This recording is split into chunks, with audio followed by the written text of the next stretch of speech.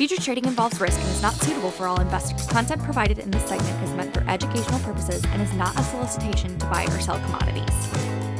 Hello, everybody. Welcome back to another episode of Tech Talk. I am Cody. He is Andy. It is December 10th at just about 2:30 Eastern time. Well, wait a minute. Is it a little past? We're just over. All right. Well, my computer's running a little slow then. I've got 1:37 Central. My computer's running very slow then. Okay. Good to know. Well, what time do you have? Right now, mine says 2:29, 2:30 now. Maybe I'm talking to you from the future. It's very possible. It could be like right out of, what's that movie where like gravity acts on that planet? Matthew McConaughey. Interstellar, I think. Interstellar. Great movie. Yeah. Great movie. Yeah. Maybe you observe time as different than I do. It feels like it right now. I don't want to get too far in the weeds with like time dilation because that would just get too much. I just need to fix my computer is what this kind of comes down to. But regardless.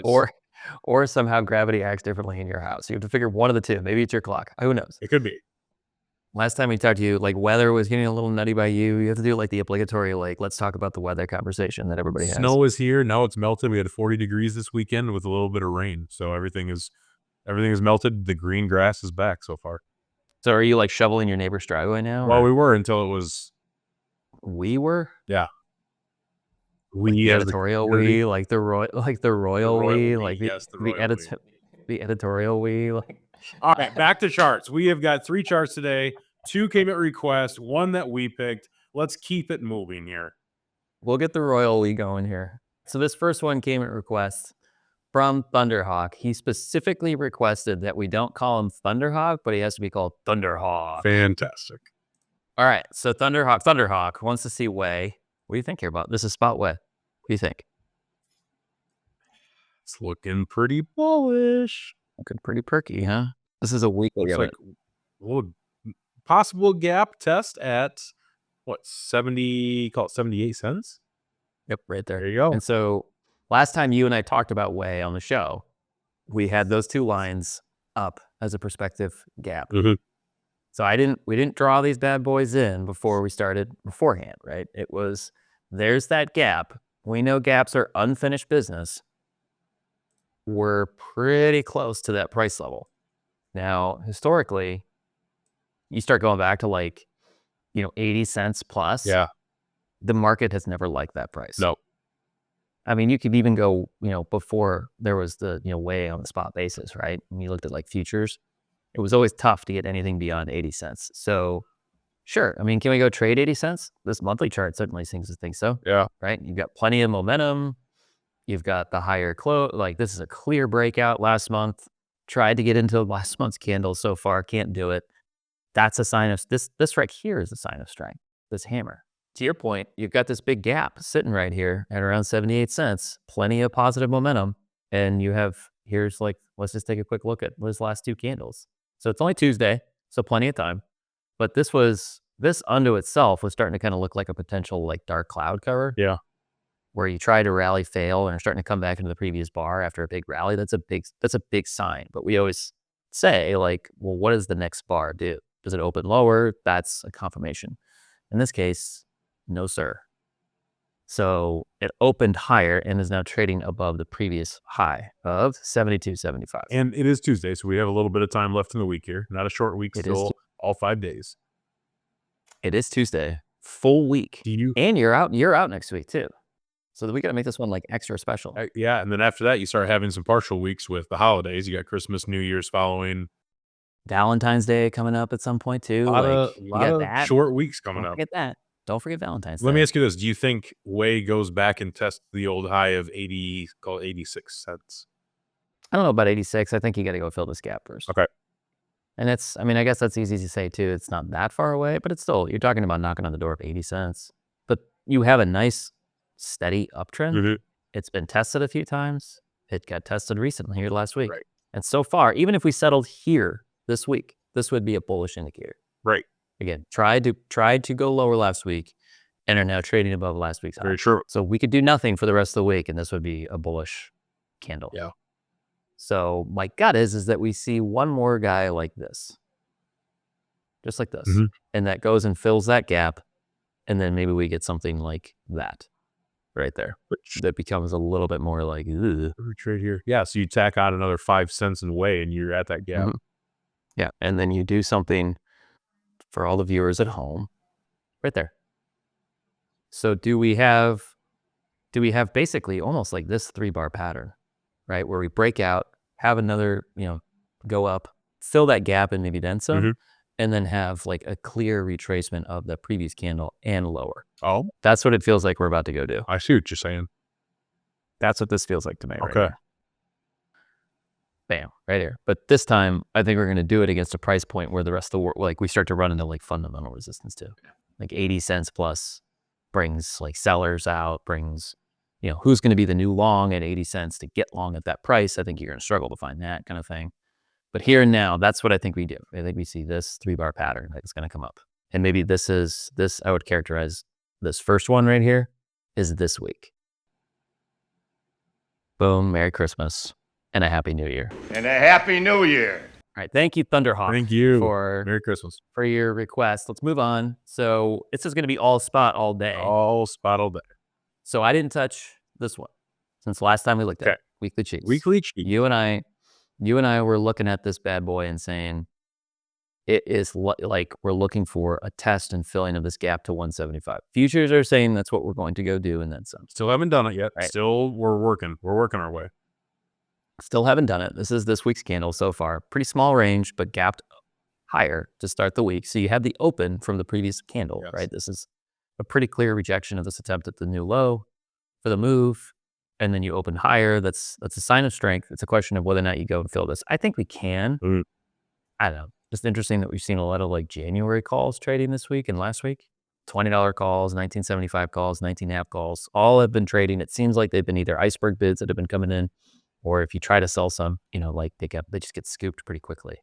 So I don't know, maybe that's just a coincidence, but I feel like I need to point that out because those all point to like, cheese north of $1.80. It's a 5-week month, but it feels like that's something that, is it possible for us to have a small retracement like we talk about here? I definitely think it's possible. It's just a question of when you start talking about cheese north of $1.75 on the CME, you're talking about NAS, add in 3-4 cents, you're talking about close to 180 NAS. If you believe in the premium, that feels like that could be tough right now. I think you'd have to have a lot more fundamentals behind you to get north of $1.75 at this point in time where we sit. Right. Who's going to get long at that price? Like we talked about with Whey, and it's two obviously different price tiers, right? Whey's knocking on the door of all-time, not record highs, but close.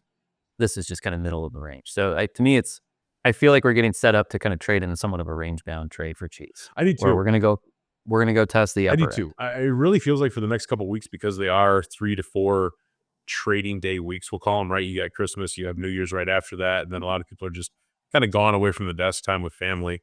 It seems like we're going to kind of trade sideways here, and then once we get into that 3rd and 4th week of January, that's when I think we're going to get that upswing on the cheese side. You and I can agree here. It feels range bound, especially with the way we got down to $1.60-ish in a barrel. I think it came just shy of that, right? And then it was quick to pop off of that. I mean, come on, it had just broken $1 per pound. To not see some sort of retracement, I think isn't unreasonable. So yeah, that's where my head's at. I think we get this kind of. I think you and I are a little bit different in the sense that where could the bottom end of this range be? We drew this as going down to like 155. I think it's possible. I think NAS really struggles to get down there. Right. And I think you see I think you start to see a reluctance of new shorts at that price.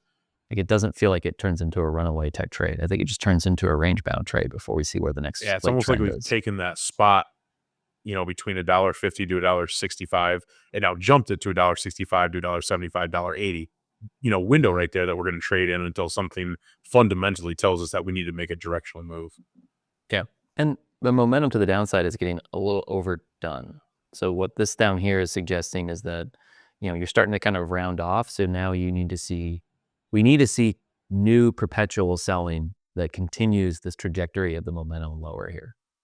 If not, it starts to turn, and then you start to get kind of like, again, sideways trades takes that momentum back to zero.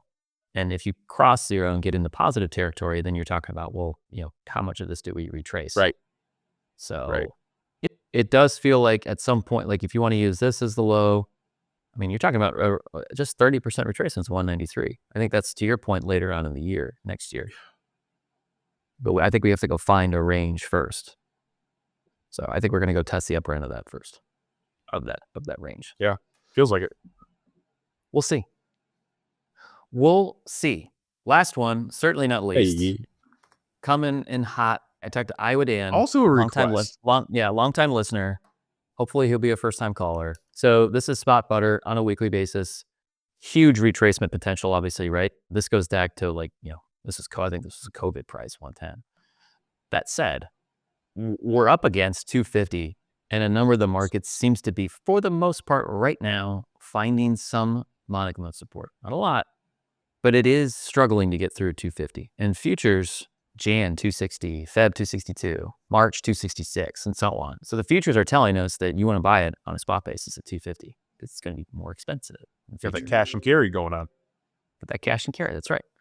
So I guess the question is, are we going to find a new range we feel like we're getting in cheese? I guess that's kind of more of I feel like we're going to get back into kind of where this noise was. Like 270, 260, 270. Yeah. Again, we've had a big move off of the highs. A lot of butter probably got put up here, right? And so who's going to be the new seller at 250 and lower? Do the fundamentals support that right now? Doesn't feel like it. It feels like buyers at 250 with what futures are doing, with what the rest of the world's doing, and what we've seen here just in the rearview mirror for 2023 and for most of 2024 too, that 250 isn't a bad price. I think if we do break that, then it's a quick trip to like a 230 to where it turns into a real fight. The lows of last year, right? Yeah, 2023. Yeah, this was 2023. This was from beginning of the year all the way up until July. Well, this is June to June. Yeah. This is first 6 months of the year. Traded sideways between 230 and 245, basically. I think that would be a real tough area to get through quickly. I think you'd have to consolidate quite a bit.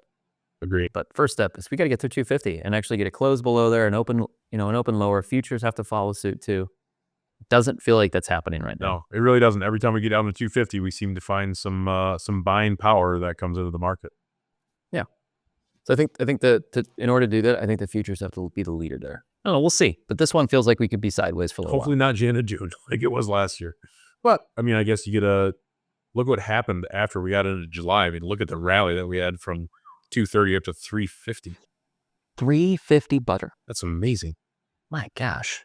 I mean, it's so expensive to just put it on toast now. It's unbelievable. What are you going to do? What are you going to find things to put it? Even look at this year where we went from 250 back to 320. Not such a violent move higher, kind of a gradual upward trend there, and then we obviously crashed right soon after. But feels a little bit better than going straight up to 350. Yeah, I think again, appreciate Iowa Dan taking a look at this. I know this is this can be so volatile, but I think if we're going to have any sort of material weakness, we have to get this closed below 250. If we don't, then I think you got to seriously think about going back into 265 type trade, more comparable to where the futures are, right? So that's not that big of a move for butter. I mean, we're at 253. You're talking about adding 12 cents. This week right here was down 24 cents. So for the butter market to move 12 cents is not that big of a move. I think that's all we have for today. Well, hold on. So in 2 weeks, it'll be the show right before Christmas, right? Yeah. What? Yeah, because you're out next week. We're not doing a show on Christmas Eve. Paige. We're not. I'm not doing that. We're not giving the people a Christmas show? Well, we can do one, but not on Christmas Eve. You want to do a Christmas Day?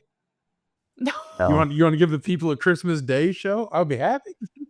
We'll have to discuss holiday schedule. All right, so we might be back in 2 weeks. We don't really know yet. It's up to our boss here. We'll have either a Merry Christmas or a Happy New Year. Probably both. Or a Grinch-filled Christmas if Paige has her way. Either way, Hawkeye or Thunderhawk, we appreciate you. Thunderhawk. Come on, say it. No, say it right. Thunderhawk, we appreciate you reaching out. Dan, as always, appreciate you reaching out. If anyone has any charts they'd like to see next time, whenever Paige lets us do this again, we would be happy to look at them and go through them. Until then, everyone have a great week, an even better weekend. Send Paige an email. She needs some cheering up. And we'll see you next time.